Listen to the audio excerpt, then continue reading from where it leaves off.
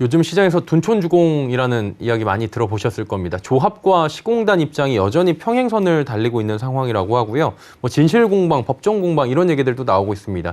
강남구 최대 재건축 단지고 단군 일의 최건축 사업지다 이렇게 얘기 나오고 있는 곳인데 향후에 앞으로 어떻게 될지 좀 짚어봐야 될 것 같은데요. 서청석 기자 연결돼 있습니다. 나와 있습니까? 예, 안녕하십니까? 예, 서 기자, 지금 사업이 구체적으로 어떤 상황인 겁니까? 네, 둔촌조광조합과 시공단은 공사비 증액 등을 두고 첨예한을 펼치다 결국 지난 15일 시공단이 공사를 전면 중단했습니다. 공정률 52% 현장에서의 공사 중단이라는 사상 초유의 사태가 벌어진 건데요. 전체 12,032가구, 일반 가구 4,786가구로 올해 서울 지역 공급 계획에도 차질이 있을 전망입니다. 조합은 시공단이 공사를 10일 이상 중단할 경우 14일에 공지 이후 시공사를 교체할 수 있다고도 엄포를 놓는 상황인데요. 이미 공사 중단 기간이 10일을 넘어 12일째이기 때문에 조합은 시공사를 교체할 수도 있다는 입장입니다. 다만 조합 측은 서울시의 중재안을 기다려보겠다는 입장도 내비치며 다소 소극적인 태도를 보이고 있습니다.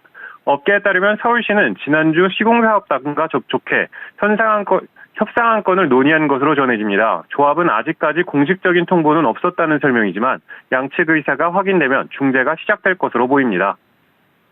결국에 공사비 증액을 두고 양측의 입장이 첨예하게 대립이 되고 있는 상황인 건데요. 이게 지속이 만약에 된다고 하면 어떻게 진행될 수 있는지 짚어주시죠. 네, 지금 상황에선 크게 세 가지 시나리오가 예상되고 있는데요. 먼저 합의 후 공사 재개 시나리오가 있습니다. 둔촌주공조합이 전임집행부가 시공단과 맺은 공사비 증액 계약을 인정하고 사업을 재개하는 겁니다. 조합이 금융권과 맺은 대출 계약은 약 2조 1천억 원에 달하며 연간 이자 부담은 800억 원인데 사업이 지연될수록 조합이 부담해야 할 이자 비용이 늘어날 수밖에 없습니다. 여기에 사업 지연으로 불확실성이 더 커질 경우 7월과 8월에 이주비, 사업비, 만기가 각각 돌아오는데 은행권에서 만기 전 회수도 논의하고 있는 것으로 알려져 있습니다. 또 6천 명이 넘는 둔촌주공 조합원들의 기약 없는 기다림이 더 길어질 수도 있습니다. 이미 공정률이 52%인 만큼 협상을 통해 사업을 빨리 재개, 조합과 사업단의 금융부담을 최소화하는 게 가장 좋은 시나리오라고 볼 수 있습니다.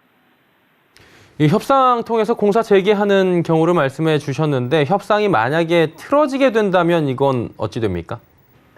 네, 협상이 결렬된다면 결국 조합이 새 시공사를 선정해 공사를 재개하는 시나리오도 가능한데요. 이 경우 새로 선정된 시공사가 그간 투입된 공사비, 금융비용을 모두 갚아야 되기 때문에 시공사 선정에도 큰 부담을 안게 됩니다. 특히 그동안 투입된 공사비, 조합 대여금 등 각종 비용은 2조 5천억 원에 달하는데 새로 선정된 시공사가 이 비용을 전부 갚아야 하기 때문입니다. 이 때문에 업계에선 조합이 시공사 교체에 나서도 나설 건설사가 맞지 않을 것으로 보고 있습니다. 이미 공사의 절반 이상이 진행된 현장에서 시공사가 교체된 사례도 찾기 힘들 뿐더러 막대한 금액을 떠안으면서까지 사업에 뛰어들어도 사업성이 있을지 의문이라는 분석입니다.